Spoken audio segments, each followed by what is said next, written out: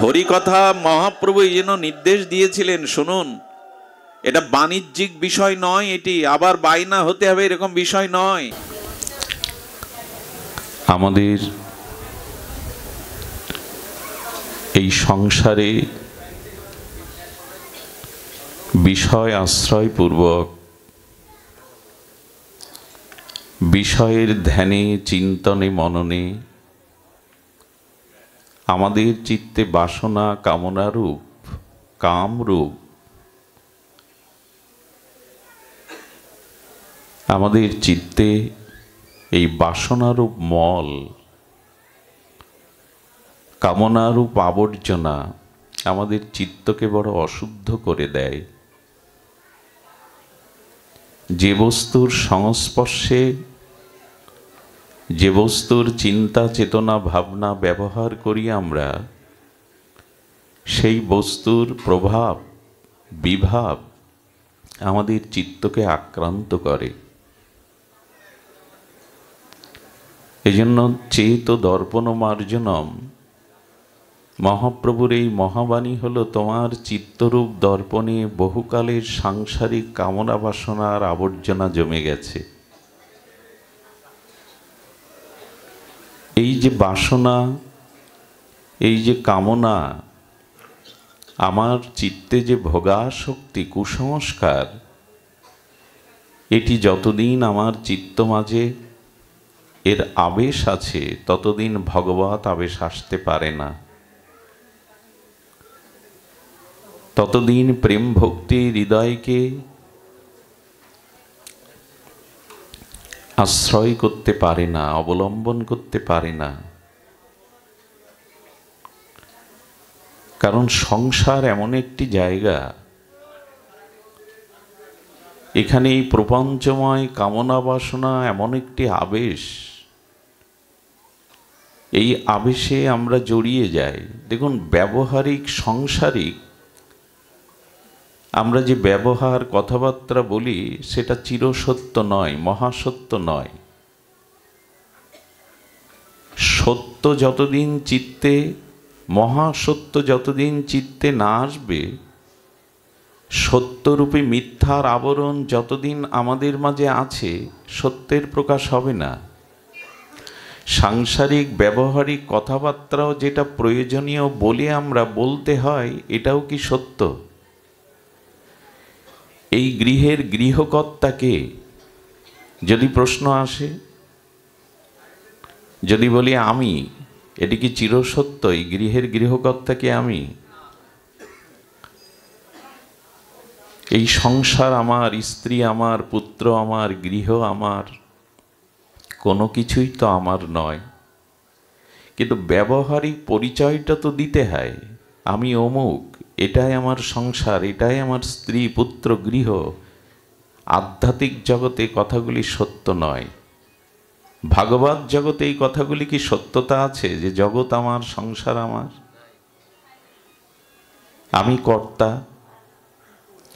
এই জন্য সাংসারিক ব্যবহারিক আমরা যা বলি তা সত্য নয়, চিরসত্য নয়। একটা মোহ মায়া দ্বারা নির্মিত ব্যবহারের কথা বলতে বলতে চলতে চলতে আমাদের ভিতরে একটা আবর্জনা জমে গেছে, বাসনার আবর্জনা।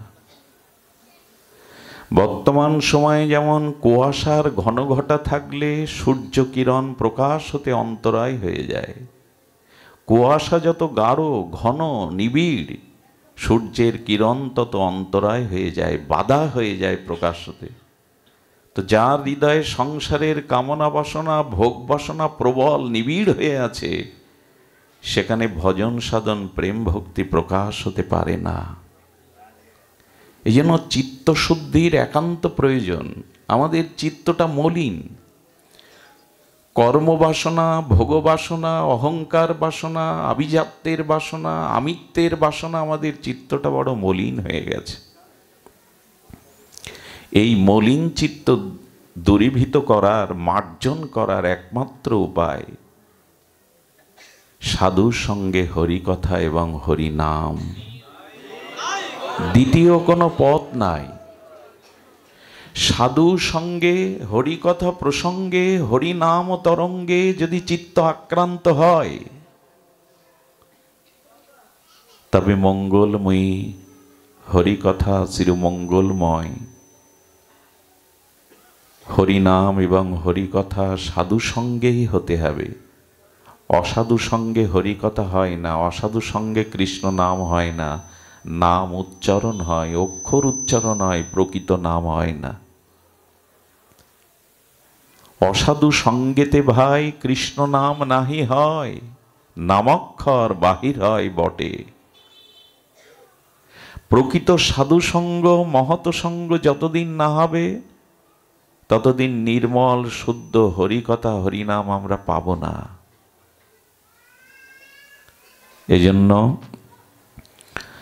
হরিকথা বা সাধু সঙ্গ পেলে চিত্ত নির্মল হবে, আর তখনই সাংসারিক বিষয় আসনা আবর্জনা কুসংস্কার পরিমার্জিত হয়ে সংসারের দিকে যে মনটার গতাগতি ছোটাছুটি ছিল সেটা বিপরীতগামী। ভগবানের জন্য মনটা একটা অসীম চির অতৃপ্ত।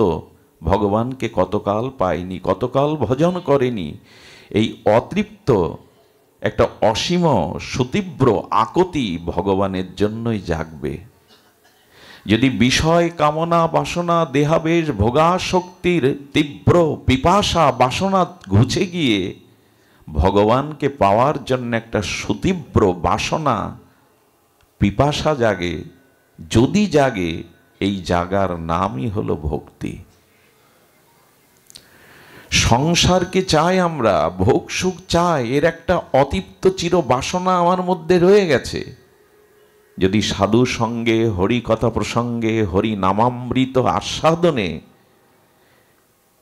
আমাদের চিত্তে ভগবানকে পাওয়ার একটা সুতীব্র বাসনা জাগে, পিপাসা জাগে, উৎকণ্ঠা জাগে, না ধন জন মান পুত্র পরিজন ঐহিক পারলৌকিক কোনো সুখ চাই না, শুধু তোমার সেবা চাই। এই বাসনাটা যদি নিষ্কপট ভাবে হৃদয়ে জেগে যায়, এরই নাম ভক্তি। আনুকূল্যেন কৃষ্ণ অনুশীলনং ভক্তির উত্তমা।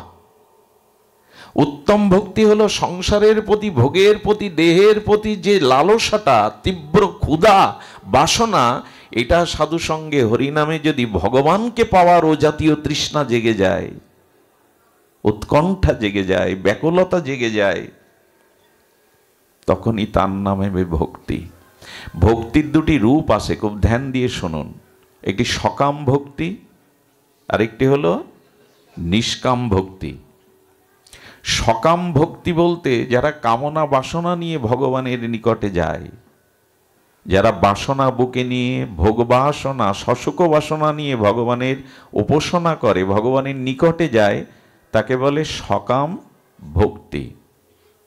ইহকাল পরকালে নিজ শশুক বাসনা না চেয়ে শুধু ভগবানকে সুখ দেওয়ার যার চিত্তে একমাত্র অভিলাষ, তাকে বলে নিষ্কাম ভক্তি।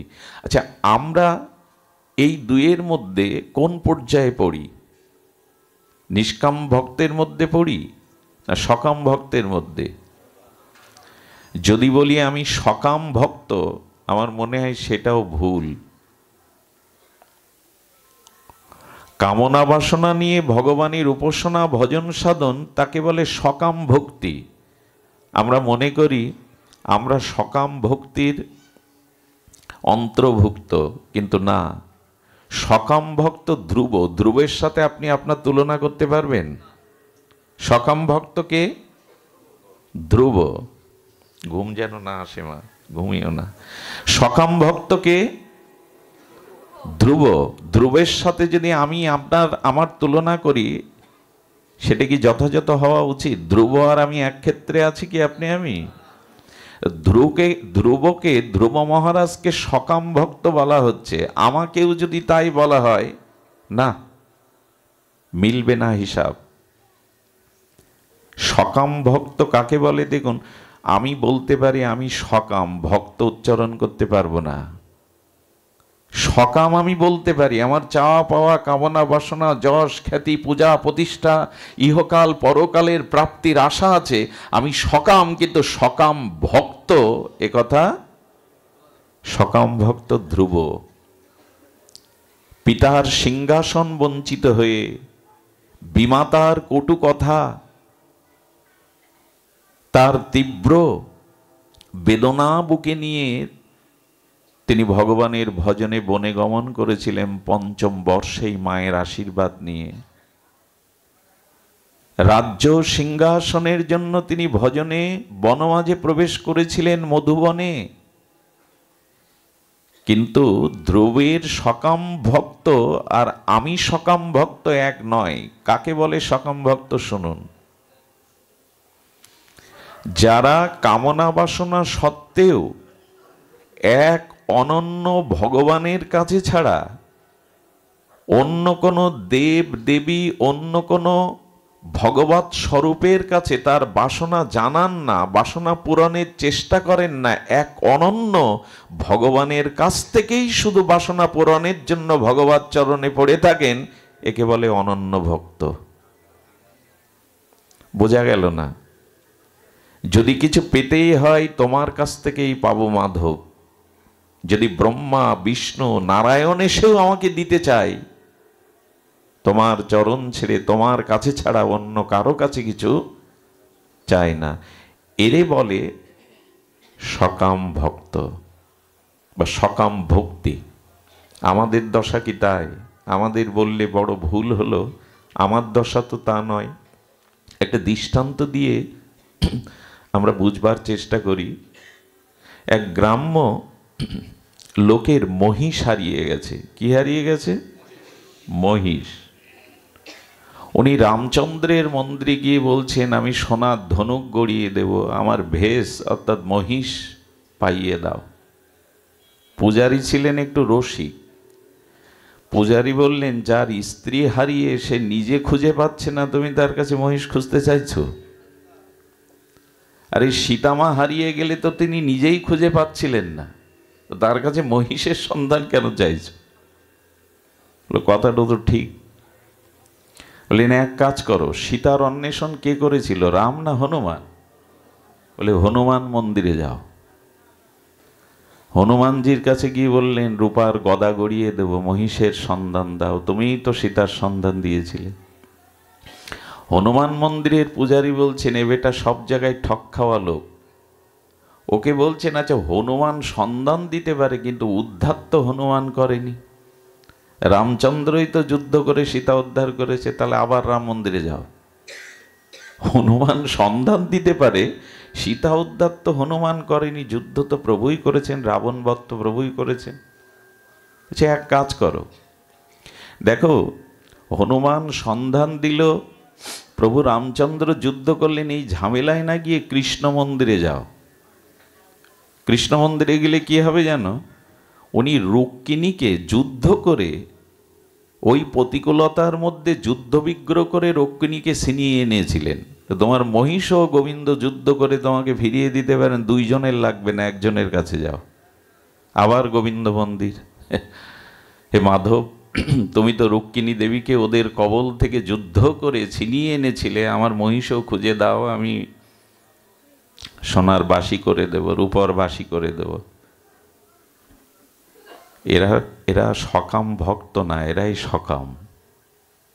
আমাদের দশা যা হয়। এরপরে তখন বলছেন, দেখুন রুক্মিণী দেবীকে গোবিন্দ যুদ্ধ করে এনেছিলেন, তো তোমার মহিষ তো মহিষ, উনি তো রুক্মিণী না যে গোবিন্দ মহিষের জন্য যুদ্ধ করে আনতে যাবেন, ছাড়িয়ে আনতে যাবেন। তাহলে কি করব বলে দিন। বলে, মহিষকে জয় করেছিল মহিষাসুর মর্দিনী দেবী দুর্গা। মহিষ রূপে অসুর বারবার জ্বালাতন করতে গেলে ওনাকে বধ করেছিলেন দেবী দুর্গা, মহিষমর্দিনী। মা দুর্গার কাছে যাও।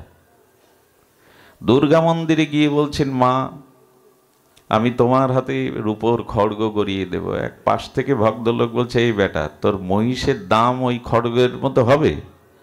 তুই গদা দিতে চাচ্ছিস, কোথায় বাঁশি দিতে চাচ্ছিস রূপার, তো ওর যা মূল্য তোর কাছে তো নেই। আরে মহিষ 10টা বিক্রি 100টা বিক্রি করলেও তো পাবি না। বলে, আগে মহিষ বের করতে দাও, সন্ধান করে পেতে দাও, তারপরে ওটা বুঝবো দেব কিনা। এরাই হলো সকাম। আমাদের দুর্দশাটাও তাই।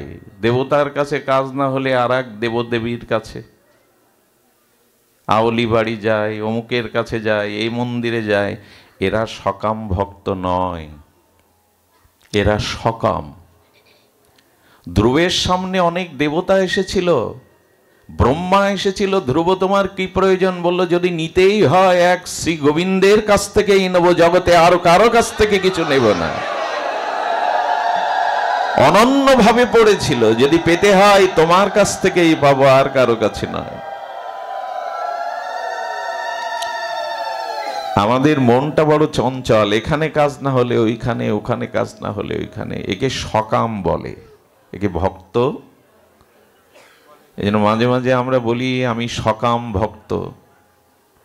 ভক্ত বা ভক্তি শব্দটা অত সহজ নয় যে জুড়ে দিতে হবে।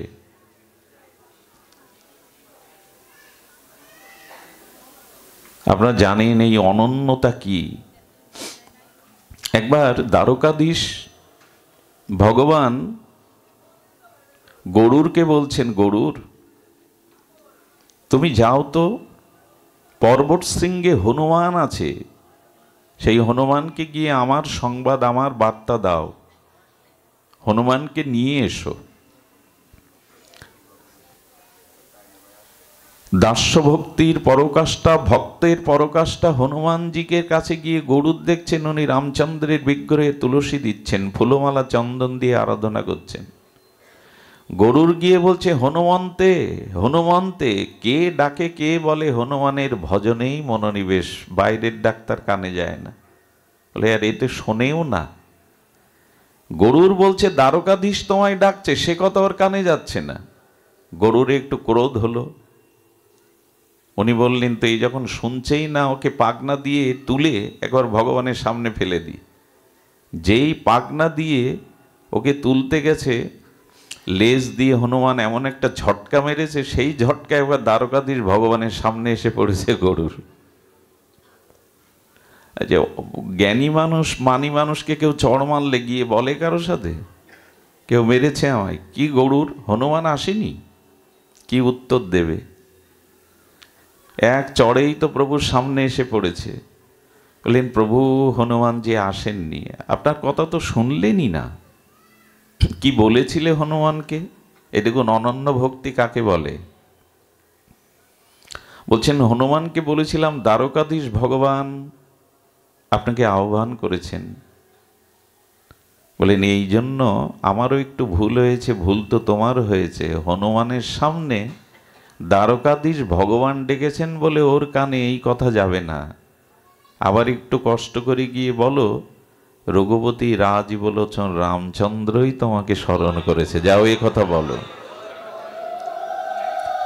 গরুর ফিরে এলেন, এসে দেখছেন হনুমানজি প্রভুর নামে নিবিষ্ট চিত্তে ধ্যানস্থ হয়ে আছেন। হনুমতে, হনুমানজি আমার একটু ভুল হয়েছে, দ্বারকাধীশ ভগবান না, রঘুপতি রাজীবলোচন রামচন্দ্রই আপনাকে স্মরণ করেছে। যেই বলেছে কথাটি, হনুমান আর ওখানে নাই, অদৃশ্য।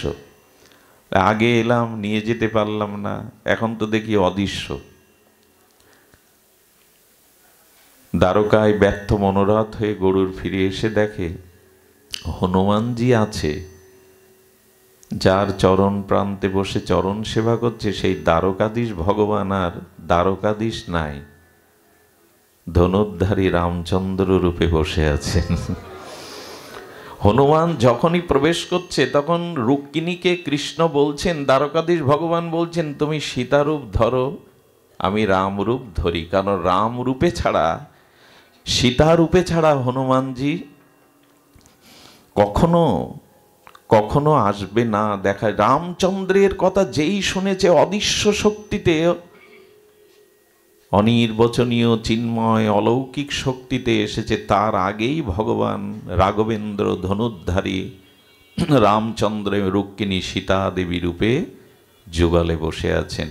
একেই বলে, হনুমানজি বলছেন আমি জানি কৃষ্ণ এবং রাম ভগবৎ স্বরূপে অভিন্ন, এই আমি জানি, তবু রাজীবলোচন রাম কমল চরণে ছাড়া যেন আমার অন্য রূপে অন্য স্বরূপে রতিমতি না হয়।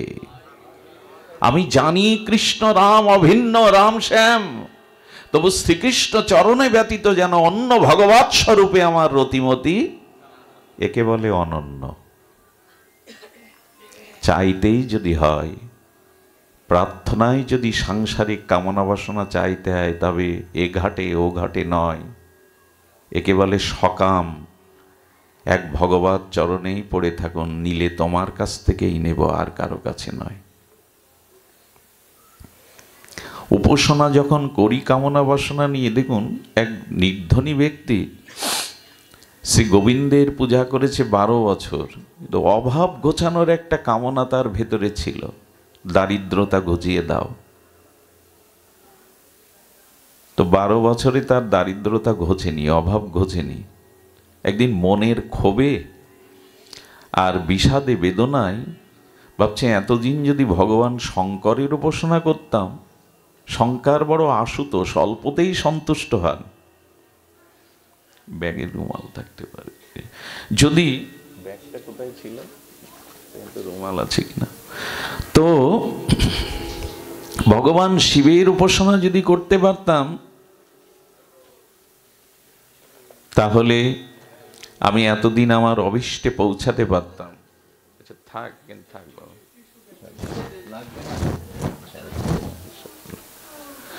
যদি ভগবান শঙ্কর আশুতোষ মহাদেবের উপাসনা করতাম, উনি অল্পতে সন্তুষ্ট হন, এই জন্য তো আশুতোষ। শুধু ভক্তবৃন্দ, ভগবান শিবের শিবলিঙ্গ এনেছেন, ধূপবাতি দিয়ে আরতি করছে। খুব লক্ষ্য করে শুনুন, সত্য ঘটনা। সেই ধূপের সুগন্ধটা, ধূপের ধোঁয়াটা কি করেছে জানেন? ভগবান শিবকে আসনে রেখে ভগবানকে ছিকেই তুলে রেখেছে উপরে,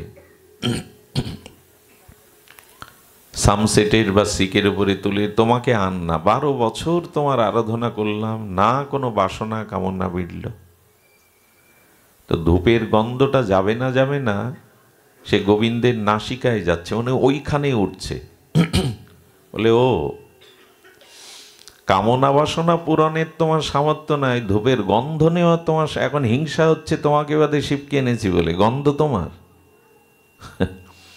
বলছে গন্ধও তোমায় নিতে দেব না। আরে আমাকে কিছু দেওনি তো, তোমার সুগন্ধ, তোমার সুখ, তোমার সেবা কি করব? যতবার ধূপ সরাই দেখে গন্ধ, ধোঁয়া গোবিন্দের নাকে যাচ্ছে। উনি উঠে, আমার কাছে দেন, আমার কাছে দেন।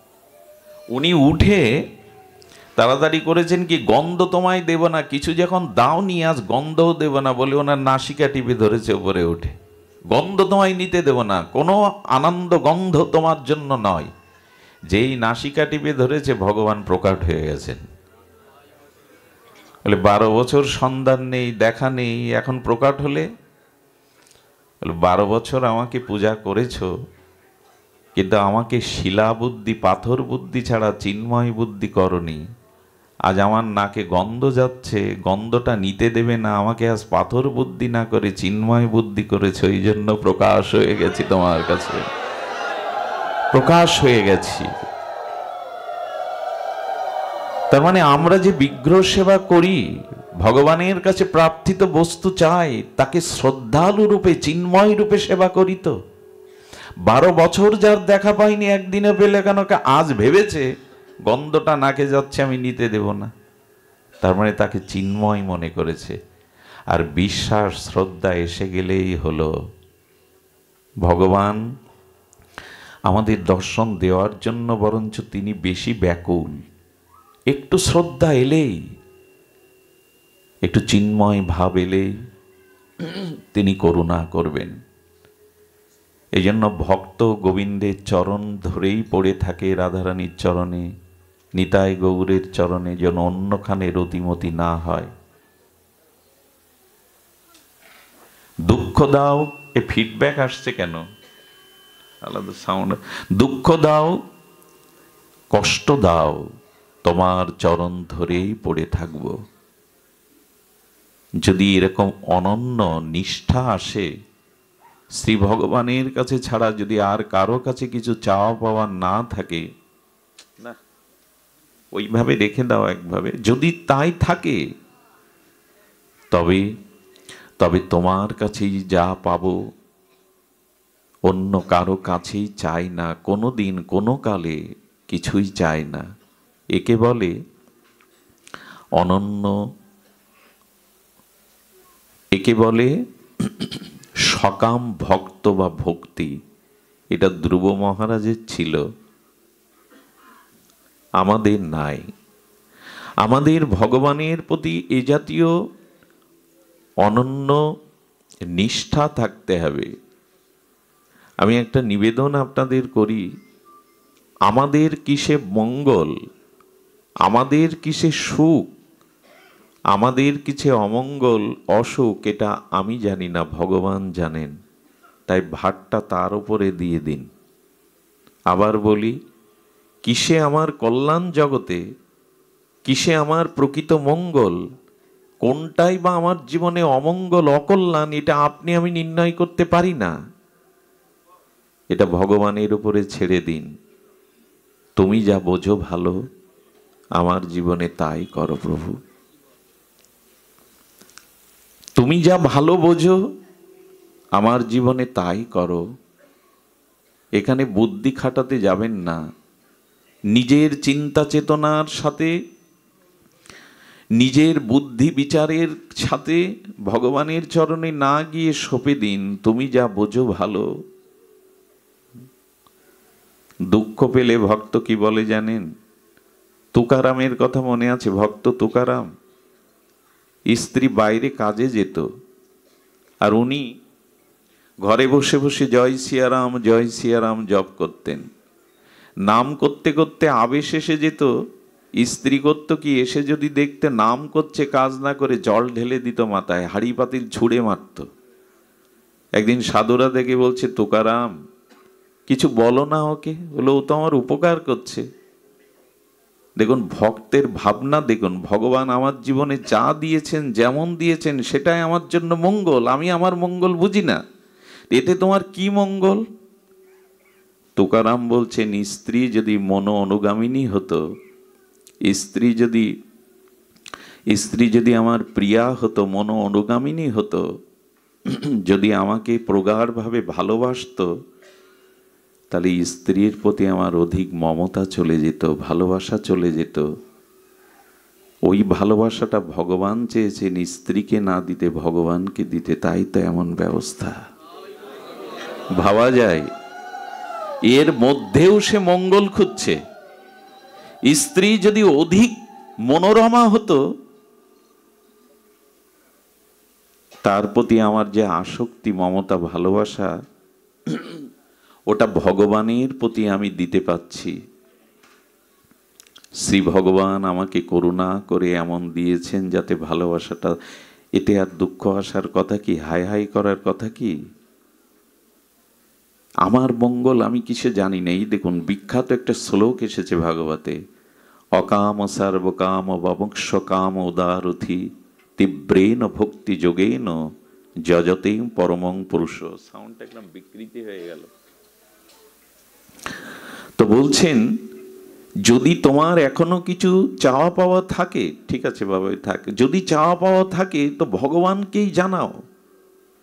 কামনা বাসনা যা থাকে অন্য কারো কাছে যেও না, ভগবানকে জানাও। একটি লীলার দ্বারা বিষয়টি খুব আমাদের কাছে স্পষ্ট হবে। নারদজি একবার তার মনের মাঝে ইচ্ছা হলো, আমি বিবাহ করব। দেবর্ষিবাদ নারদ তো দেবতাদের ঋষি, বিয়ের প্রসঙ্গ আসেই না।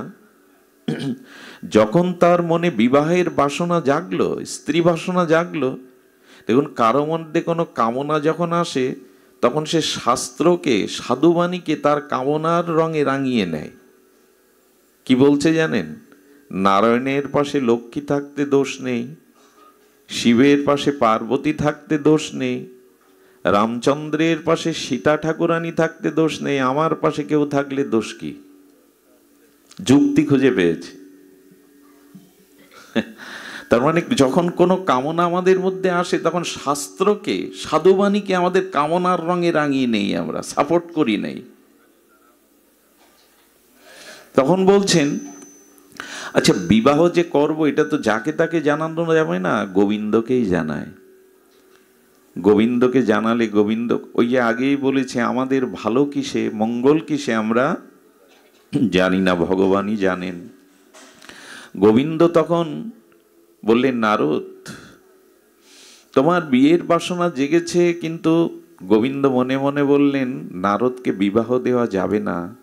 এই চিরমুক্ত পুরুষ দেবশিবাদ নারদের দ্বারা পৃথিবীতে ভক্তি তরঙ্গ বইছে। নারদ যে পথ দিয়ে যায় ভক্তি হয়। সংসারে আটকে থাকলে এই ভক্তির আচার্য দেবশিবাদ নারদের ভক্তি প্রবাহ গঙ্গা থেমে যাবে। গোবিন্দ জানেন কিসে কার মঙ্গল। তাই বিবাহ সবাই যখন বরমাল্য স্বয়ম্বর সবাই গেলেন, নারদ নিজেকে সাজিয়ে, গোবিন্দ তার মুখটা বানরের মুখ করে দিলেন। আমার মুখকে আমি দেখতে পাই, নারদের মুখটা গোবিন্দ বানর, পোড়া বানরের মুখ করে দিলেন। ওর গলায় কে মালা দেবে? স্বয়ম্বর সবাই তখন গোবিন্দের গলায় মালা পড়ল। নারদ এত রেগে গেলেন, ক্ষোভে দুঃখে কাঁদতে কাঁদতে গোবিন্দকে অভিশাপ দিয়ে দিলেন, আমার কাছ থেকে যেমন আমার স্ত্রী কেড়ে নিলে হনুমান বানিয়ে, বানর বানিয়ে, তোমাকেও স্ত্রী হারা হতে হবে, এই অভিশাপ দিলাম আমি। গোবিন্দ কি বলেছিলেন জানেন? তোমার মঙ্গলের জন্য যদি অভিশাপও নিতে হয়, তোমার মঙ্গলের জন্য যদি অভিশাপ মাথায় করে আমার লাদিনী শক্তি অর্ধাঙ্গিনী সীতাকেও হারাতে হয়, তাতেও আমি রাজি, কিন্তু তোমার যাতে মঙ্গল হয় আমি তাই করব নারদ।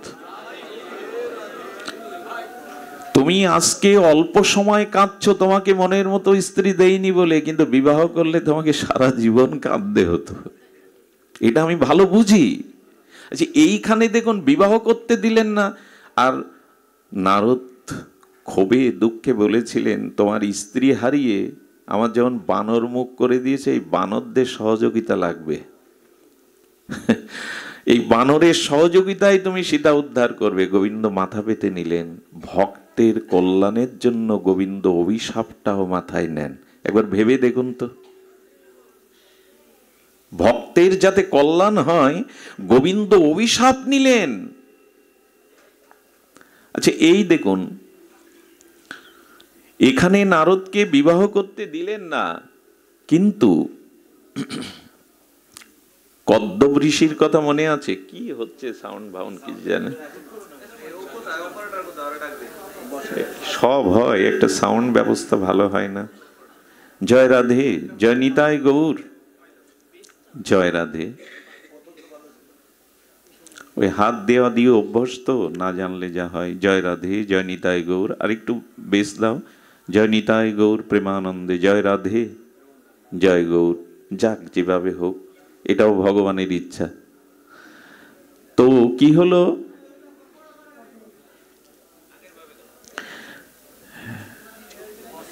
কদ্দব ঋষি তিনি বিবাহ করতে চান, আর সুপাত্রী পাবে বলে, সুলক্ষণা সহধর্মিণী পাবে বলে তপস্যা করতেন। আরে গোবিন্দের কাছে তপস্যা করলে গোবিন্দ বললেন, তোমার পাত্রী আমি নির্বাচন করে রেখেছি, সময় মতোই তোমার সাথে তার বিবাহ হবে। দেবাহতির সাথে কদ্দবের বিয়ে দিলেন গোবিন্দই। এখানে একটা কথা মনে পড়ে, আমি বাবাদের উদ্দেশ্যে বলবো, সহধর্মিণী পেতে গেলে, সুযোগ্যা সতীসাধ্যী রমণী পেতে গেলে তপস্যা করা চাই, সহজে মেলে না। ঋষি তপস্যা করছে, ব্রহ্মার মানসপুত্র কদ্দব ঋষি। শারদামা পেতে গেলে তো রামকৃষ্ণই হতে হয়, তপস্যা চাই।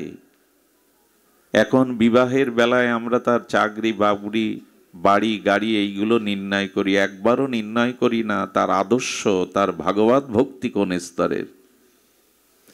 আরে 10 তলায় এয়ার কন্ডিশন রুমে কোটি কোটি ডলারের মধ্যে শুয়ে যদি নেশা করে এসে লাথি মেরে দরজায় বলে দরজা খোল, এ সুখের কি প্রয়োজন আছে?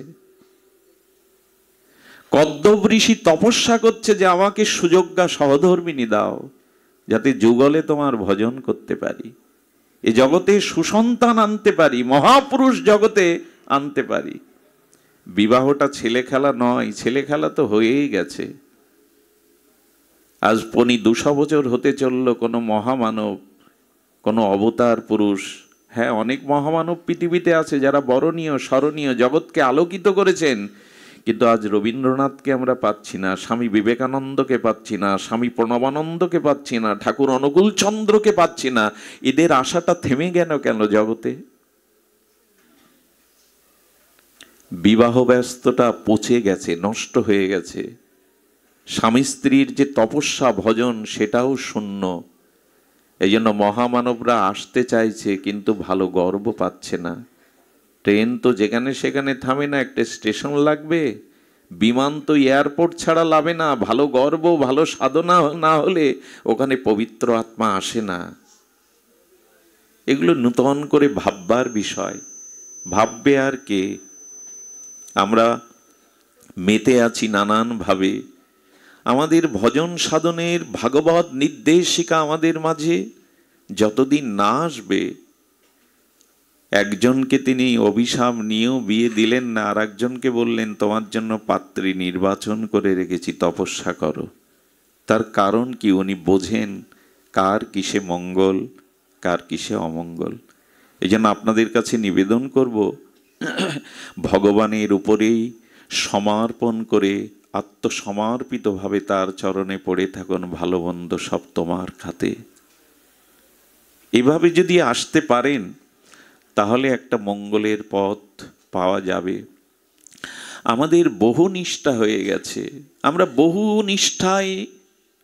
নিষ্ঠার মাঝে আমরা এখানে না পেলে সেখানে, এখানে না পেলে ওখানে, এভাবে আমাদের নিষ্ঠাটা খণ্ড হয়ে গেছে।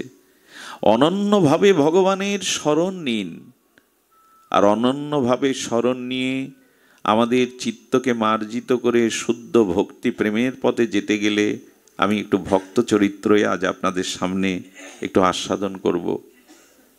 একটু ভক্ত চরিত্রই শুনতে হবে, আমাদের শোনাতে হবে ভক্ত চরিত্র। আমরা জানি, যেহেতু ভক্তমাল গ্রন্থ মহারাজ সম্মুখে আছেন, আমরা প্রেমজি রূপে এক ভক্তের কথা শুনব। বিখ্যাত পবিত্র গ্রন্থ, অনবদ্য গ্রন্থ ভক্তমালে শ্রী নাভাজি গোস্বামী পাদ এই প্রেমজির ভক্তি কথা উল্লেখ করেছেন। আমরা একটু ভক্ত চরিত্র আস্বাদন করি। ভক্ত চরিত্র এই জন্য আমাদের শোনাতে হবে, শুনতে হবে, শ্রবণ করতে হবে না, ভক্তের জীবন দর্শনের সাথে, ভক্তের জীবনের সাধন ভজনের গতিপথের সাথে আমাদের মিল আছে। ভক্ত যেভাবে ভগবানকে প্রাপ্ত হয়, আমরা এই জন্য ভক্ত চরিত্র প্রেমজির কথা একটু শুনব। এই প্রেমজি তখন আগ্রাতে, তৎকালীন মথুরার থেকে আগ্রার, সেখানে লোকবহুল জনবহুল ব্যবসাবহুল স্থান ছিল আগ্রা। এখন যেমন মথুরা হয়েছে, তখন আগ্রাতেই ছিল নবাবদের সময়। আগ্রাতে প্রেমজি কি করতেন? প্রেমজি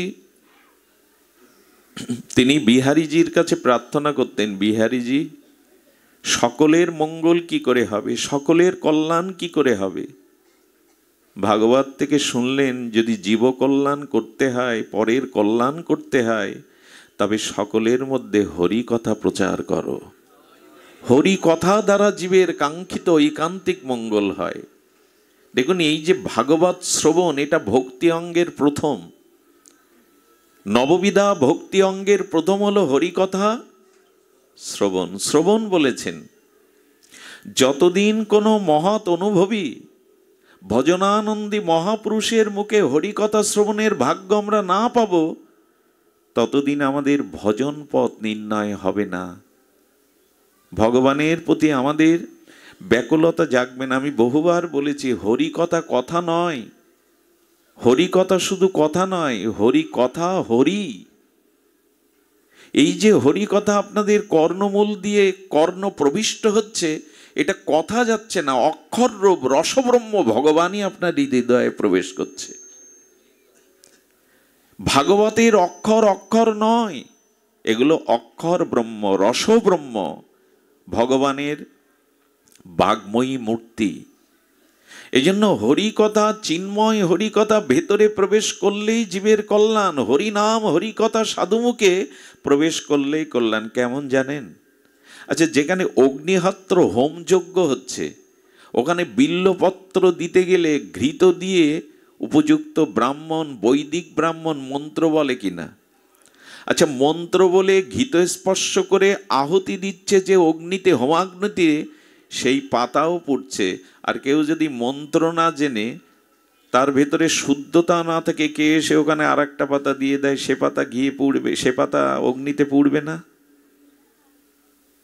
তার মানে বলা হচ্ছে, যে কোনো ভাবেই যদি সাধু সঙ্গে হরিকথা কর্ণে যায়, তাহলে অগ্নিতে, হোমাগ্নিতে মন্ত্রপুত পাতাটিও যেমন পুড়ে যায়, মন্ত্র না দিয়ে অশুচি অবস্থায় কেউ যদি পাতা দেয়, সেটাও তো অগ্নি গ্রাস করে। এটাই অগ্নির ধর্ম। অগ্নি জানে না এ শিশু, হাত দিলে শিশুকেও পোড়ায়, কারণ তার স্বতন্ত্র ক্ষমতা। তেমন হরিনাম হরিকথার মধ্যে এমন একটা স্বতন্ত্র ক্ষমতা ভগবান দিয়েছেন, ওটা কর্ণ দিয়ে ভেতরে প্রবেশ করলেই কল্যাণ হবে। স্বতন্ত্র কৃপা দিয়েছেন। প্রবিষ্ট কর্ণ রন্ধেন সানাং, কর্ণ দিয়ে প্রবেশ করলেই কল্যাণ হবে। হরিকথাতে এজন্য রুচি চাই, ভাগবত কথাতে আসক্তি চাই। এই হরিকথাতে যদি প্রবল রুচি আসক্তি হয়, তখন চিত্ত শুদ্ধি হবে। সানাং প্রবিষ্ট কর্ণ রন্ধেন ভাব সারুত্তমম ধুনতি সমলং কৃষ্ণ সলিলস্য যত শরত। গোবিন্দ বললেন, হরিকথা কর্ণ দিয়ে প্রবেশ করলেই ধুনতি দিয়েছেন, আমি ধুয়ে মুছে দেব তোমার হৃদয়, আমি ধুয়ে মুছে দেব তোমার হৃদয়। আগ্রাতে বসে বিহারীজির সামনে হরিকথা বলতে শুরু করলেন প্রেমজি। এই প্রেমজির হরিকথায় সহস্র ভক্ত আসতো, তাদের হৃদয়ে অনাবিল এক চিন্ময় আনন্দ, ভগবত প্রীতির আবেশ আসত। উনি কি করতেন? হরিকথার সাথে সাথে উনি বিহারীজির সেবা করতেন। আমি আপনাদের একটা কথাই পরিসরে বলে রাখি, যারা দীক্ষা নিয়েছেন, যারা হরিকথা শ্রবণ কীর্তন করেন সাধু সঙ্গে, ভগবানের যে কোনো একটি সেবা জীবনে গ্রহণ করুন। সেবা না করলে কিন্তু ভক্তি, সেবায় দেখুন, বৈষ্ণব তত্ত্বের মূল মহিমা কি, ভক্তের মূল মহিমা কি? সেটি হলো সেবা। সেবা যতদিন না আসবে, ততদিন ভক্তির পুষ্টিতা পাবে না। এই জন্য নিবেদন করব আপনাদের কাছে, যারা দীক্ষা নিয়েছেন, ভগবানের অনেক সেবার মধ্যে যে কোনো একটু সেবা গ্রহণ করুন। সেবা গ্রহণ না করলে কিন্তু, তবে এইটুকু বলা ভালো, যারা ভগবানের সেবা করে তারা ভক্ত, আর যারা ভগবানের সাথে সাথে ভক্তেরও সেবা করে তারা ভক্ত শ্রেষ্ঠ। একা ভগবানের সেবা করে যারা, তারা শ্রেষ্ঠ নয়। যারা ভক্তের সাথে সাথে ভগবানের সেবা করে, এরাই হলো শ্রেষ্ঠ। এই জন্য জীবনে সেবা চাই। সেবা ছাড়া প্রেম ভক্তি পাওয়া যাবে না। যে কোনো একটা সেবা গ্রহণ করুন। সেবা তো অনেক প্রকার, তার মধ্যে যে কোনো একটা সেবা গ্রহণ করুন। ইনি কি করতেন? এই প্রেমজির সেবা কি ছিল জানেন? উনি রাত 4টের সময় উঠতেন। উঠে, আপনারা জানেন আগ্রার ওপর দিয়ে যমুনা বয়ে গেছে, যমুনার জল বিহারীজি বড় ভালোবাসেন। ওই যমুনা থেকে ঘাগরি করে জল আনতেন ভোরবেলা, রাত 4টেই উঠে। এই ছিল তার নিত্যদিনের। ওই জলেই অভিষেক করতেন। আর পূজা করতে গেলে কি করতে হয়? ফুল, তুলসী, জল, ফল, মূল সব আগে এক জায়গায় একত্রিত করেই তবে তো পূজায় বসতে হয়, আরাধনায় বসতে হয়। উনি যমুনাতে জল আনতেন, এটা তার নিত্যদিনের সেবা। আমি নিবেদন করব, হাতে করে একটু ভক্ত ভগবানের সেবা করুন, নালে অভিমানও যাবে না, আনুগত্যও আসবে না। সেবা না করলে কারো প্রতি মমতা বাড়ে না। হাতে করে সেবার মাধ্যমেই কারো প্রতি মমতা সঞ্চারিত হয়, প্রেম সঞ্চারিত হয়, অনুরাগ। শুধু মুখে মুখে অনুরাগ হয় না, প্রীতি মুখে মুখে হয় না। সেবা শব্দের অর্থ হলো আনন্দ দেওয়া, সুখ দেওয়া। যাকে সেবা করছি তার যেন প্রসন্নতা, সুখ হয়। এই হলো সেবার মর্মার্থ। তবে এও বলা ভালো, গুরু কৃপা না হলে, শ্রী গোবিন্দের কৃপা না হলে কারো সেবা বুদ্ধি আসে না, সেবা নেওয়ার বুদ্ধি আসে। সেবা নেওয়ার বুদ্ধিটা আসে, কিন্তু গুরু গোবিন্দের বিশেষ কৃপা না হলে সেবা করার বুদ্ধি আসে না। সেবা মানে সুখ। আমি আগেই বলেছি, মহাপ্রভুর অঙ্গসেবক ছিলেন গোবিন্দ দাস। মহাপ্রভু মধ্যাহ্নে ভোজনের পরে গোবিন্দ দাস প্রভুর চরণ সেবা করতেন। প্রভু তো ঘুমাতেন না, যাই একটু তন্দ্রা আসতো, প্রভুর চরণ সেবা নিত্যদিনের তার কর্ম। আজ প্রভু সেবা নিয়ে শয়ন মন্দিরের দুয়ারের কাছে শুয়ে পড়েছেন। এই যে একটাই যদি ঘরে প্রবেশের দুয়ার হয়, দ্বিতীয়টি নয়, ওই দুয়ারে যদি মহাপ্রভু আড় হয়ে শুয়ে থাকেন, ঘরের মধ্যে কেউ প্রবেশ করতে পারবে? গোবিন্দ দাস প্রভুর চরণ সেবার লালসায় উৎকট হয়ে এসে বলছে, প্রভু সরে দাঁড়াও, আমাকে ভেতরে যেতে দাও, তোমার চরণ সেবার সময় হয়েছে। মহাপ্রভু একটু আড়ামোড়া খেয়ে বললেন, গোবিন্দ, আজ আর আমি উঠতে পারছি না, এখান থেকে উঠতে পারছি না, তুমি সেবা নিয়ে নাও, ভেতরে যেভাবে হয় যাও। গোবিন্দের মনে মনে হলো, চরণ সেবা যদি করতে হয় প্রভুকে লঙ্ঘন করে ওপাশে যেতে হবে। প্রভুকে যদি লঙ্ঘন করি আমার তো অনন্ত জন্ম নরকে বাস হবে। প্রভুকে লঙ্ঘন করব? যেই এই ভাবনা এসেছে, কি বলবো, নিজের গালে চড় বসিয়ে দিয়েছে গোবিন্দ দাস। ওরে, প্রভুর চরণ সেবা বড় না তোর নরক যাওয়ার চিন্তাটা বড়? গোবিন্দ দাস চোখে জল এনে বললেন, কোটি কল্পকাল যদি নরকেও পচে মরি তাতে আমার আক্ষেপ নেই, কিন্তু তোমার চরণ সেবা ছাড়া বাঁচব না। এই দেখুন সেবা কাকে বলে। তোমাকে লঙ্ঘনের কারণে যদি আমাকে কোটিকাল নরকে পচে মরতে হয় তাতেও রাজি আছি, কিন্তু তোমার চরণ সেবা ছাড়া তো থাকতে পারবো না। ডিঙিয়ে গেলেন, ডিঙিয়ে গিয়ে চরণ সেবা করছেন মহাপ্রভুর।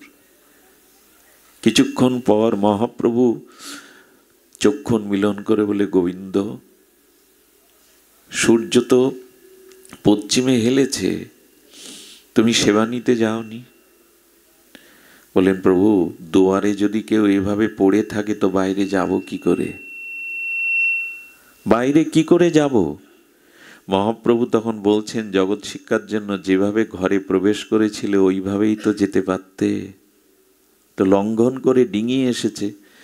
তখন গোবিন্দ বললেন, প্রভু ভেতরে প্রবেশ করেছিলাম তোমার চরণ সেবার লালসায়, আর বাইরে যেতে হবে তো নিজের পেট পূরণের দায়। এই বুদ্ধি যেন কোনো জন্মেই না হয়।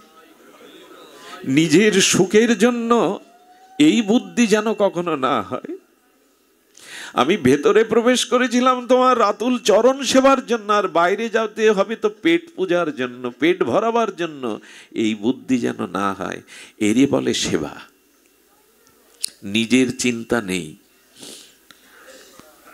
গোপীরাও তাই বলেছিল, নারদ আমাদের পায়ের ধুলি যদি গোবিন্দের মস্তকে দিলে গোবিন্দের মাথার ব্যামো যন্ত্রণা যায়, তার কারণে যদি আমরা নরকগামী হই তবু সুখী হব, ওখান থেকেও জানতে পারবো আমাদের প্রিয় ভালো আছেন। এই তো মাকে বলবেন তো, রোগ শয্যায় সন্তানের শিয়রে মাকে বলবেন তো, মা রাতের পর রাত জাগছ কেন, তোমারও তো শরীর, ঘুমাতে যাও। মা যাবে তো? যাবে না। সেবার দ্বারা তার প্রসন্নতা হচ্ছে কিনা, সুখ হচ্ছে কিনা এটা দেখতে হবে। শুধু নিয়ম করে যন্ত্রের মতো সেবা নয়, সেবা তার সুখ হচ্ছে কিনা। তো প্রেমজি যমুনাতে আসতেন ভোর 4টেই, ব্রাহ্ম মুহূর্তে। যমুনার নীল জল বিহারীজি বড় ভালোবাসেন, ওই জল দিয়েই তার অভিষেক, সেবা করতেন। দেখুন, একটা অনুরোধ করি আপনাদের কাছে, সেবা কখনো লোকজন দিয়ে অন্যদের দিয়ে করবেন না। গুরু গোবিন্দের সেবা যতটা পারেন নিজে হাতে করবেন। কেমন জানেন, মহারাজ অম্বরীশ তিনিও গঙ্গায় জল আনতে ভোরবেলা যেতেন। লক্ষ কর্মচারী, মহারাজা অম্বরীশ, মহারাজা রাজা নয়, মহারাজা অম্বরীশ যখন কাঁধে কলসি নিতেন গঙ্গায় জল আনার জন্য, লক্ষ কর্মচারী কিন্তু ভগবত সেবার জলটা রাজা নিজে আনতেন। একদিন মন্দির মার্জন করছেন নিজে হাতে, তার স্ত্রীগণ এসে বলছেন এ কাজটি আমাদের ভার দিন। স্ত্রীর দিকে তাকিয়ে হেসে অম্বরীশ মহারাজ বলেছিলেন, আমার সম্পদ, আমার সম্পত্তি সবকিছুর অধিকার তোমরা পাবে, কিন্তু এই সেবার ভাগ আমি তোমাদের দেব না। এই সেবা শুধু একান্ত আমার, এই সেবার ভাগ আমি কাউকে দেব না। আমার যা ঐশ্বর্য ভূ সম্পত্তি সব ভাগ তোমরা পাবে, কিন্তু এইটুকু সেবার ভাগ আমি তোমাদের। এরকম বুদ্ধি আমাদের আসে তো? সেবা করলে ভগবানকে পাওয়া যায়। আপনাদের মনে আছে কৃষ্ণদাসজির কথা? ভক্তমাল চরিত্র একটু চোখ বুলিয়ে নেবেন। প্রিয়াজি লিখছেন, টিকাকার, ভক্তমালের টিকাকার প্রিয়াজি লিখছেন, একবার হরিরাম ব্যাটজির সন্তান কিশোর দাস একে দিয়ে দিলেন স্বামী হরিদাসজির কাছে। হরিরাম ব্যাসজির সন্তান কিশোর দাসকে দিয়ে দিলেন হরিদাসজির কাছে, বিহারীজির সেবার নিধুবনে সেবা করতেন। তো দীক্ষা দেওয়ার পরে বললেন, দীক্ষা পেলেই ভগবানের কোনো একটা সেবা অঙ্গ গ্রহণ করতে হয়। দীক্ষার পরে যারা ভগবত সেবা করে না তাদের দীক্ষা ফলবতী হতে বিলম্ব হয়। ওকে ভাত দিলেন, যমুনা থেকে ঘোড়া করে জল আনবে। তো জল আনতে প্রথম দিনই গেছে, তখন প্রায় রাত 2টোই। ওই স্নান করে এসে মঙ্গল আরতি দেবে, যমুনাটা অনেক দূরে। যমুনায় জল আনতে গিয়ে কি করে জানেন, গাগড়িটা যখন যমুনাতে দুলাতে দুলাতে জল ভরতে যাবে তখন বংশীর ধ্বনি শুনলেন। বংশীর ধ্বনি এমন মধুর ধ্বনি, দূরে তাকিয়ে দেখেন বংশীবটে রাস হচ্ছে। সেই রাসের অপার্থিব চিন্ময় রাস দর্শন হলো। বিহারীজিকে দর্শন করলেন, সখীদের দর্শন করে সে অপূর্ব রাস মুহূর্তের মধ্যে তার চিত্তকে গ্রাস করল।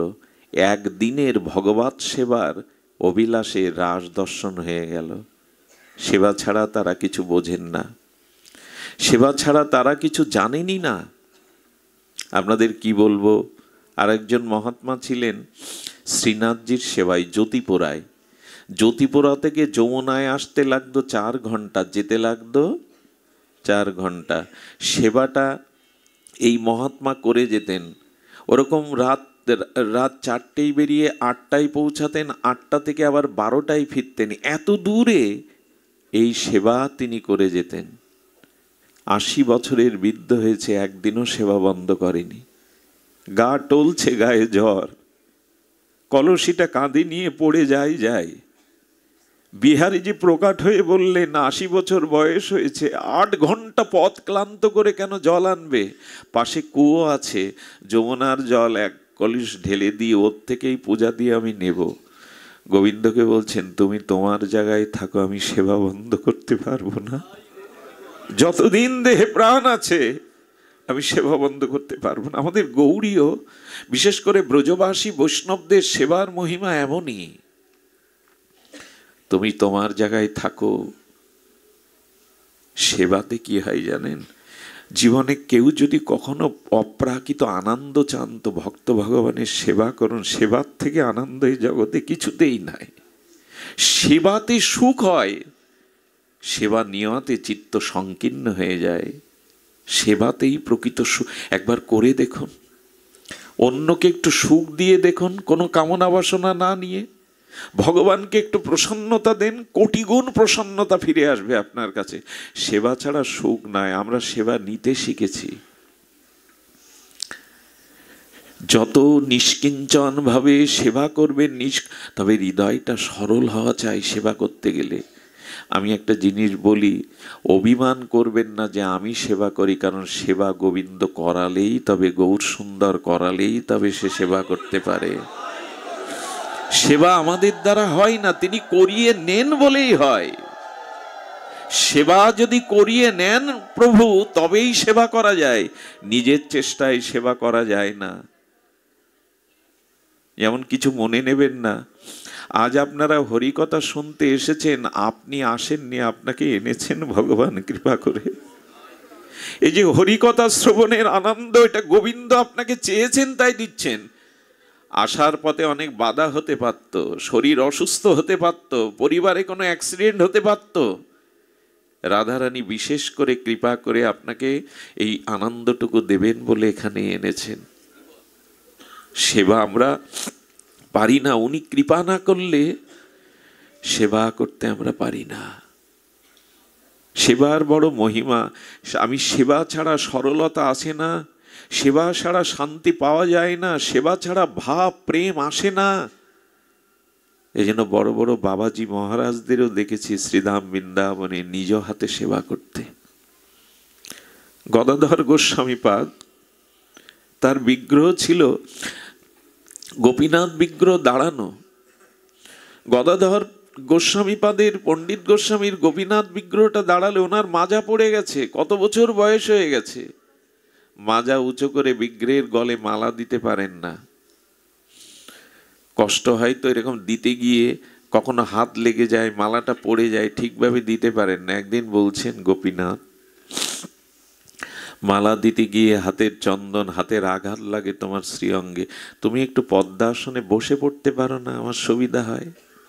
কথাটা এমনিই বলে ফেলেছেন। প্রভাতে স্নান তিলক সেবা নিয়ে যখন মন্দিরের দুয়ার খুলেছে, দেখছে দাঁড়ানো বিগ্রহ পদ্মাসনে বসে গেছে, দাঁড়ানো বিগ্রহই বসে গেছে। ভক্ত সেবা নেওয়ার জন্য ভগবানের বড় ব্যাকুলতা, ভক্ত সেবা নেওয়ার জন্য বড় ব্যাকুলতা। এই প্রেমজি কি করেন জানেন? প্রেমজি ওই সেই রাত 4টের সময় উঠে ঘোড়া নেন, যমুনায় স্নান করে জল নেন।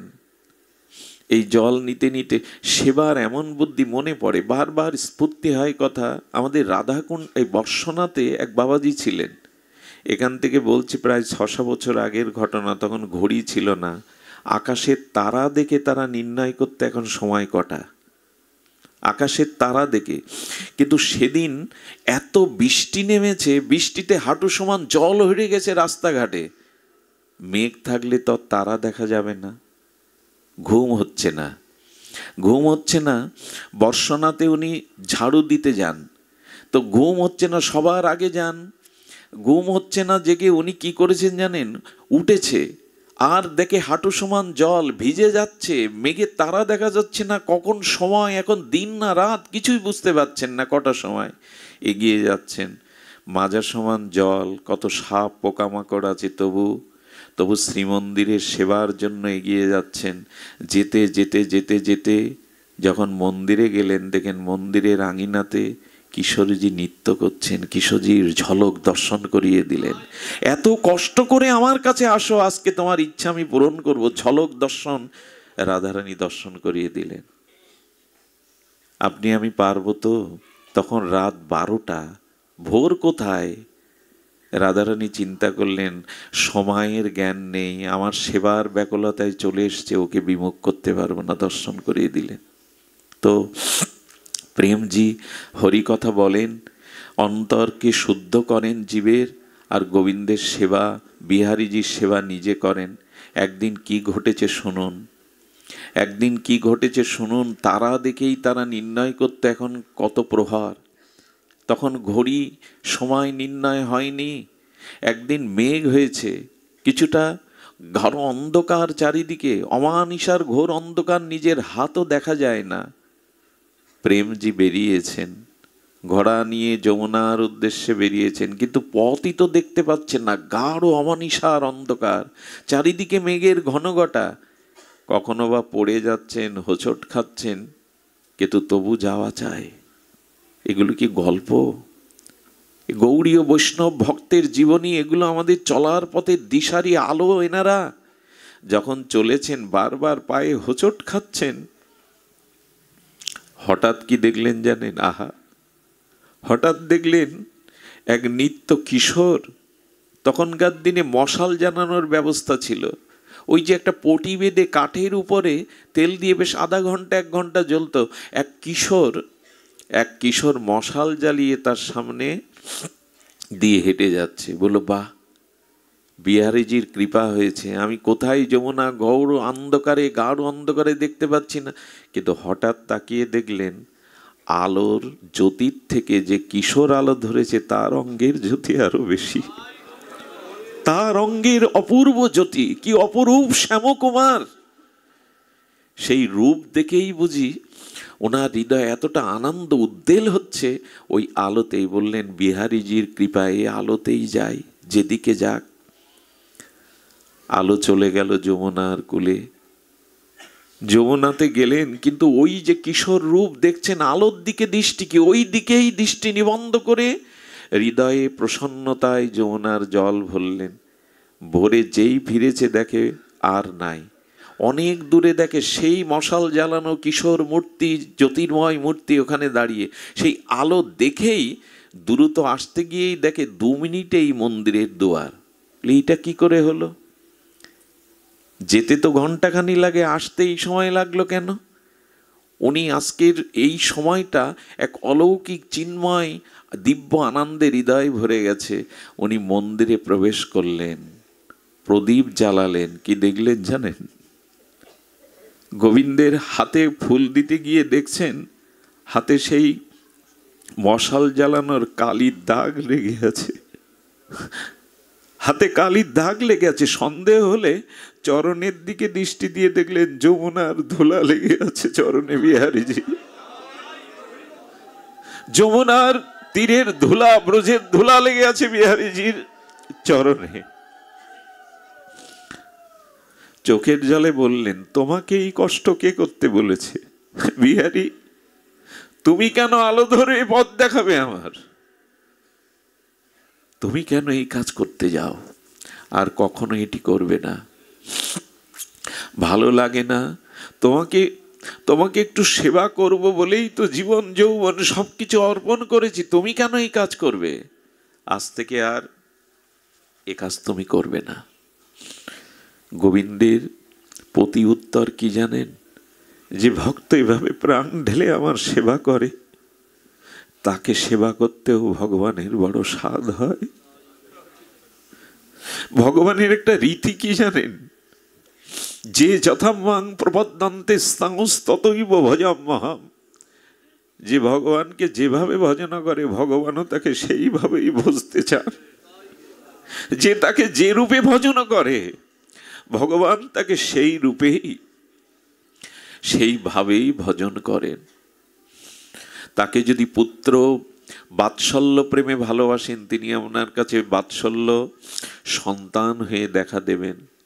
তাকে যদি সখা রূপে ভালোবাসেন, তিনি সখা হয়েই দেখা দেবেন। তাকে যদি প্রিয় কান্তা রূপে ভালোবাসেন, তবে তিনি আপনার কাছে কান্ত রূপেই।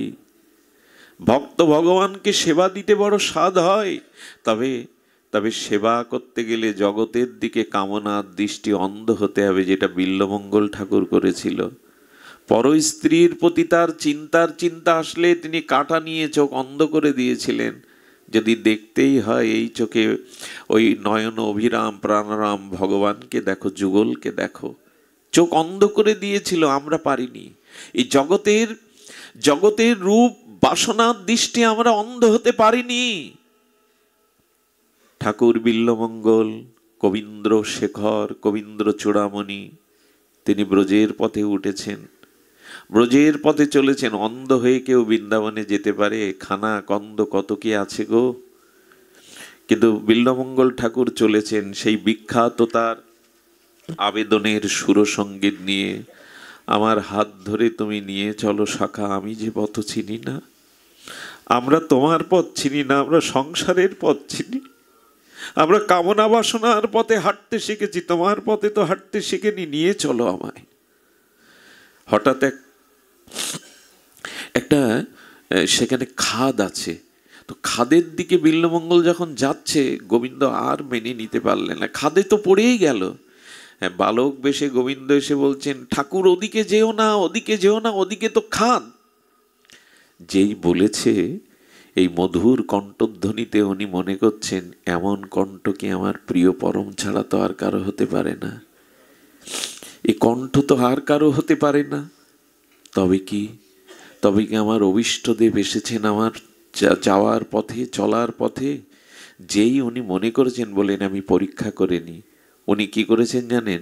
উনি আরো ডান দিকে বেশি করে পড়বার জন্য ঝুঁকে গেছেন। যেই খাদে পড়বে, গোবিন্দ এসে ধরেছে, আরে পড়ে যাবে পড়ে যাবে। যেই ধরেছে, বিল্বমঙ্গল ঠাকুর স্পর্শ পেয়ে বুঝতে পেরেছেন এ তো সাধারণ নয়। যাকে আমি মনে প্রাণে চেয়েছি, ব্রজের পথে উঠেছি, আমার সেই প্রিয় শ্যামসুন্দর যখন স্পর্শ পেয়েছে, গোবিন্দ ভাবছেন এখন আমি দর্শন দেব না। এই জন্য গোবিন্দ বলছেন, আরে আমাকে ছাড়ো ছাড়ো, তোমার কঠিন হাতে আমার কোমল অঙ্গে ব্যথা লাগছে, ছাড়ো। গোবিন্দ ব্যথা পাবে বলে ছেড়ে দিলেন। দূরে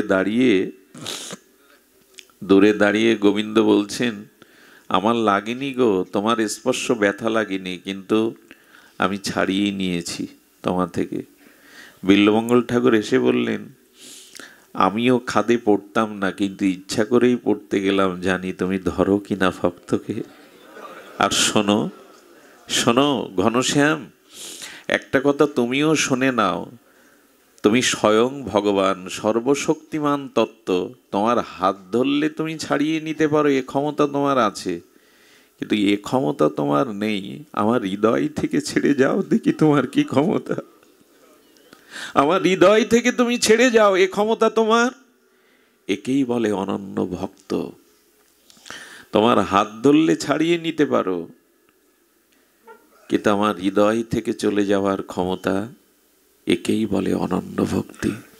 আসুন না, সংসার তো বহু জন্ম করেছি, স্ত্রী পুত্র ভোগ বিলাসে কত জন্মই কাটিয়েছি। আমি বলছিলাম যে সমস্ত শরীরের মধ্যে কোন শরীর শ্রেষ্ঠ, সেটা হলো এই মনুষ্য শরীর। পৃথিবীতে 84 লক্ষ যোনি জীব নিচয় আছে, তার মধ্যে অন্যতম শ্রেষ্ঠ এই মানুষ শরীর। রামচরিত মানসে গোস্বামীপাদ বললেন, প্রভু রামচন্দ্র বলছেন, বড় ভাগ মনুষ্য তন পায়া।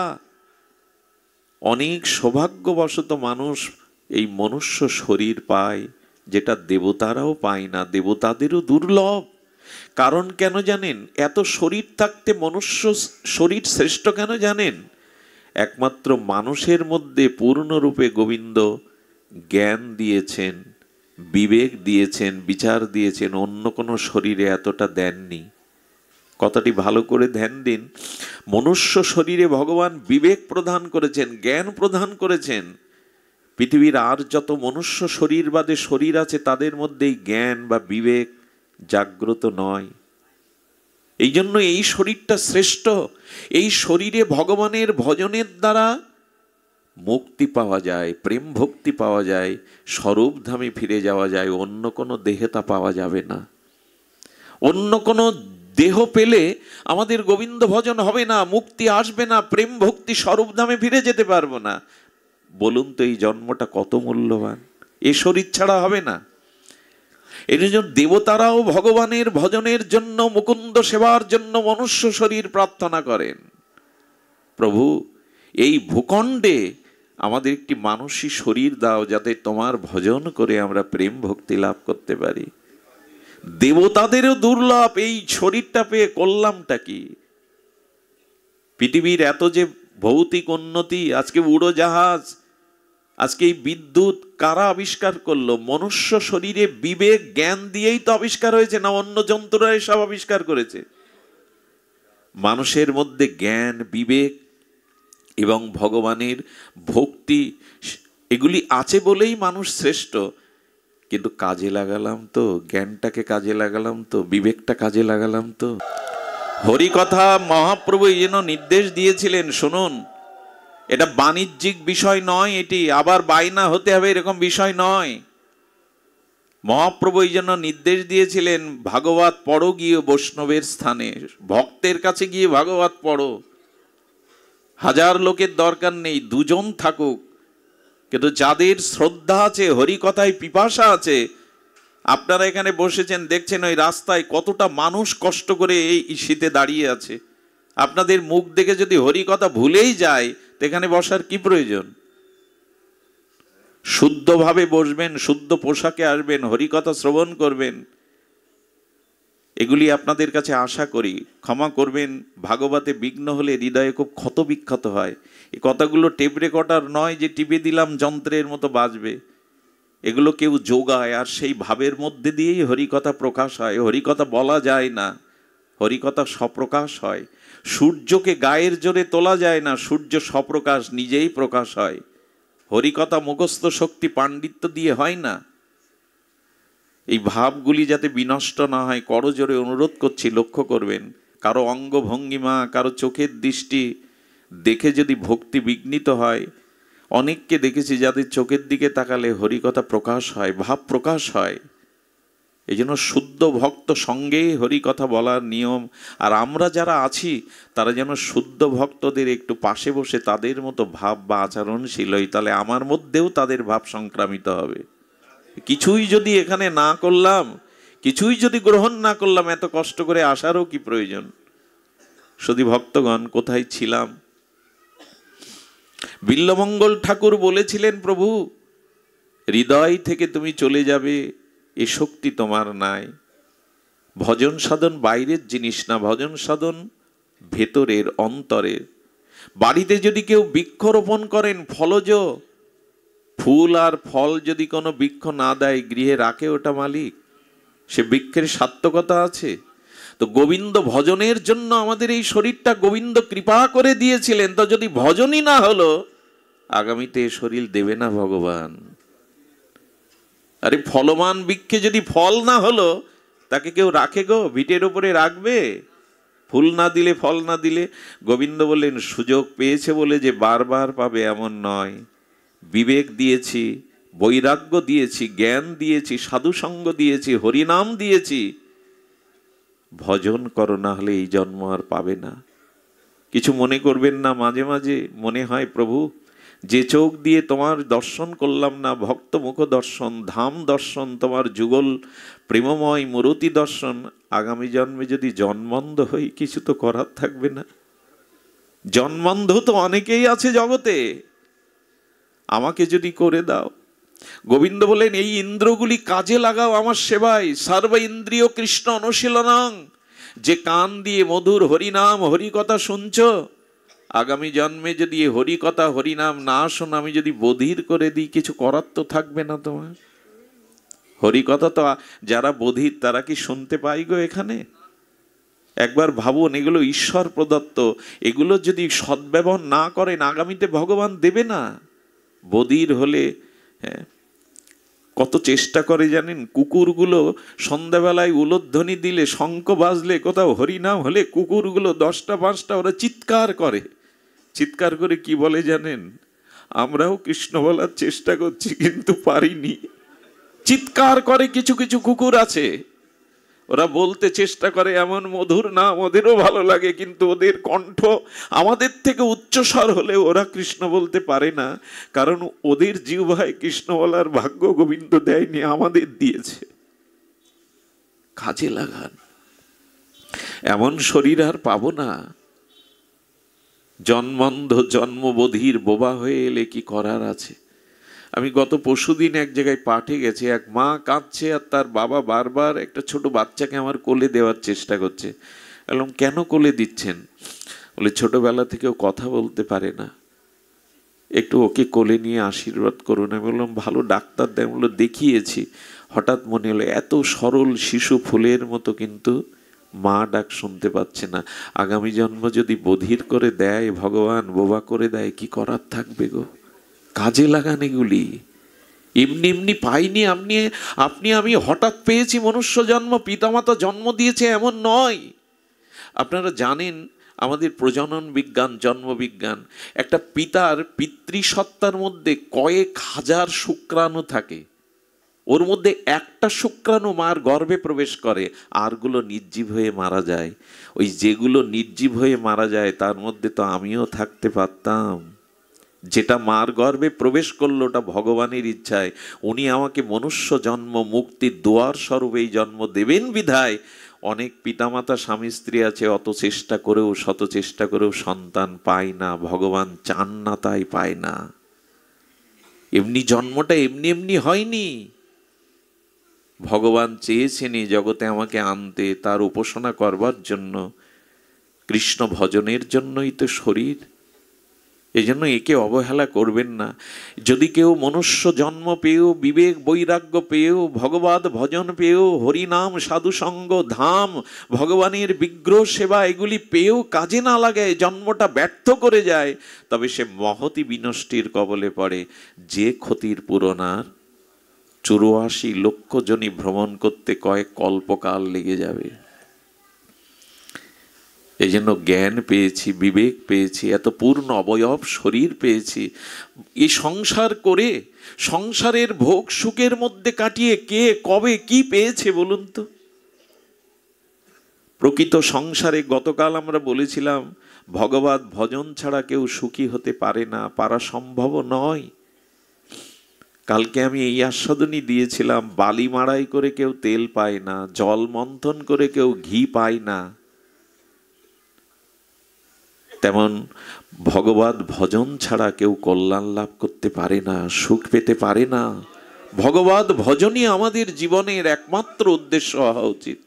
ঠাকুর হরিদাস মাজা তুলে দাঁড়াতে পাচ্ছেন না, বসে বসে মৃদু মৃদু হরিনাম করছে, হরে কৃষ্ণ কৃষ্ণ কৃষ্ণ হরে হরে, হরে রাম রাম রাম হরে হরে। প্রভু এসে বলছেন, হরিদাস তোমার শরীর সুস্থ তো? মহাপ্রভু জিজ্ঞাসা করছেন, হরিদাস তুমি সুস্থ তো? হরিদাস কি উত্তর দিলেন জানেন প্রভু? শরীর সুস্থ মোর, অসুস্থ বুদ্ধি মন। হরিদাস বলছেন, প্রভু আমার এই শরীর সুস্থ কেন জানেন? বললেন, শরীরের ব্যাধি আমি ব্যাধি মনে করি না প্রভু, তো তোমার মন অসুস্থ কেন হরিদাস? 3 লক্ষ নাম নাও, তোমার কথাই বিষাক্ত সাপও স্থান ত্যাগ করে, তোমার হরিনাম মহিমায় লক্ষ হীরার মতো পতিতা পরম বহন্তি হয়ে যায়, তোমার হরিনাম প্রেম মায়া দেবীও তোমার চরণে পড়ে শিষ্য হয়, আর তুমি বলছো তোমার মন বুদ্ধি অসুস্থ হরিদাস। হরিদাস বললেন, প্রভু কেন অসুস্থ শুনবে না? আগের মতো সময় মতো আর 3 লক্ষ নাম পূর্ণ করতে পারছি না, এই জন্য আমার অসুস্থ মন। আমি জীবনে এই প্রথম শুনলাম মানুষের জীবনে প্রকৃত রোগ হলো সেটাই ভগবানকে ভজন না করাই হলো রোগ। রোগ তো এই শরীরের আসবে, জরা ব্যাধি আসবে, চিতায় পুড়বে এই দেহ, মাটির নিচে দিলে কিরমিকিট হয়ে যাবে, সোনার বাক্সের মধ্যে মরা দেহ রেখে দিলে যুবক বা রাজপুরুষেরও পোকা হয়ে যাবে কিছুদিন পরে। বললেন ভগবানের ভজন না করাই হলো ব্যাধি। আচ্ছা হরিদাস, গোবিন্দ দাস তোমার জন্য প্রসাদ আনছে, তুমি পাচ্ছ না কেন? প্রসাদের রজকণা মস্তকে দিয়ে সম্মান দিয়ে ফিরিয়ে দিচ্ছ কেন? হরিদাস বলেছিল, নামামৃত বিনে যদি খায় অন্ন পানে তবু ভক্তের দুর্বল জীবন। প্রভু মানুষের নারী 21 দিন জল অন্ন না পেয়েও বেঁচে থাকে, কিন্তু তোমার নাম না নিলে আমি বাঁচব না। প্রসাদ কেন পাচ্ছ না? প্রসাদ নিতে গেলে যে সময়টা ব্যয় হবে সেই সময় আমি 3 লক্ষ নাম পূর্ণ করতে পারবো না, তাই অন্ন না পেলেও তোমার নাম না পেলে আমি বাঁচবো না, তাই আমি সময় পূরণের জন্য নাম নিচ্ছি। প্রসাদ সম্মান দেখিয়ে প্রসাদটা গোবিন্দ দাসের কাছে দিয়ে দিচ্ছেন। ভাবা যায় এরা সময়টা কিভাবে কাজে লাগিয়েছে। প্রভু মহাপ্রভু তখন বলছেন, হরিদাস তুমি নাম সিদ্ধ, তোমার নাম মহিমা প্রচার হয়েছে, বয়স হয়েছে, তুমি নাম সংখ্যা অল্প করো, 3 লক্ষ নাম আর করতে হবে না তোমায়, তুমি বৃদ্ধ হয়েছ, তুমি সংখ্যা নাম কমিয়ে দাও। আচ্ছা ভগবান যদি আপনাকে আমাকে বলতো আর ভজন সাধন করা লাগবে না, কমিয়ে দাও, আমরা আনন্দ পেতাম, যাক আর কষ্ট করে ভরে উঠতে হবে না, আর মালা জপ করতে হবে না।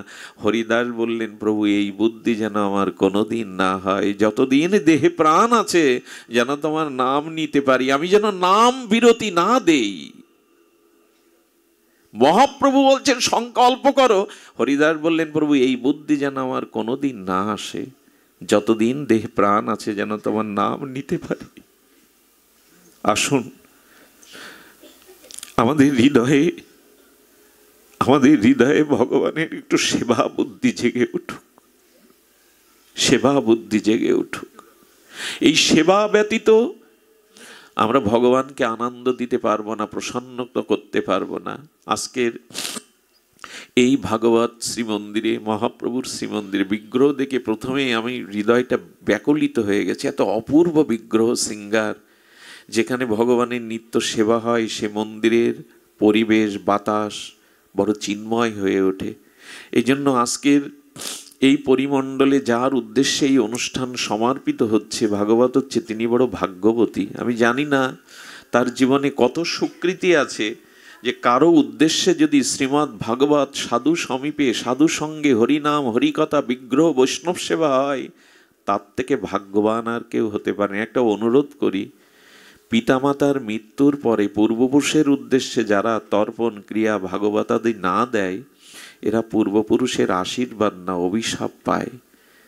এই শরীরটা তাদেরই দেওয়া পূর্বপুরুষের। এই জন্য প্রত্যেকটি মৃত ব্যক্তির জন্য আমাদের প্রয়োজন আছে সামর্থ্য অনুযায়ী, যদি 2 জন হয় 4 জন হয়, একজনকে দিয়েও গীতা পাঠ হরিনাম করাতে হয়, এটা করতেই হবে।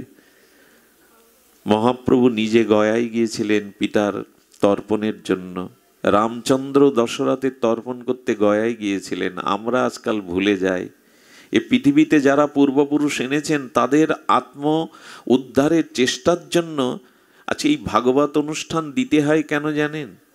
পূর্বপুরুষের উদ্দেশ্যে যদি সাধু সঙ্গে হরিকথা ভাগবত নাম বৈষ্ণব সেবা মহোৎসবাদি হয়, মহাপ্রভুর ভোগরাগ হয়, এর দ্বারা পূর্বপুরুষগণ পরিতৃপ্ত হয়ে ভগবত ধামে গমন করেন এবং উত্তর পুরুষদের তারা আশীর্বাদ করতে থাকেন, আশীর্বাদ করতে থাকেন। এই জন্য রানীবালা এই কৃষ্ণদাসীর জীবনে তার ভগবত ধাম প্রাপ্তি হোক, তার জীবন ভগবানের স্নিগ্ধ কোমল চরণ ছায়ায় তিনি পরমানন্দে নিত্য ধামে বাস করুন, এই প্রার্থনা করি। আজকের এখানে আসার পিছনে আমাদের বাগেরহাটের এই বাড়ির জামাতা তাপস দাদাজি, উনি বারবার চেয়েছিলেন যে তার শাশুড়ি মাতার এই অনুষ্ঠানে আমার উপস্থিতি। আমার পাঠ অন্য জায়গায় থাকার পরেও আমি তাদের বুঝিয়ে আরেকটি নূতন দিন তাদের দিয়ে এখানে আসবার সৌভাগ্য হয়েছে। তো আপনাদের একথা এই কারণে বলছি যে ভগবানই চাইলেই তবে আপনাদের মতো শুদ্ধ ভক্ত সঙ্গের প্রাপ্তি হওয়া যায়। আপনারা ভালো থাকুন, সকলে ভগবতমুখী হন, হরিনাম হরিকথাকে জীবনের একান্ত আপন করে নিন। সবার মঙ্গল কামনা করে সবার চরণে সশ্রদ্ধ দণ্ডবাদ প্রণতি জানিয়ে আজকের হরিকথা এখানে বিশ্রাম। আর যে কথা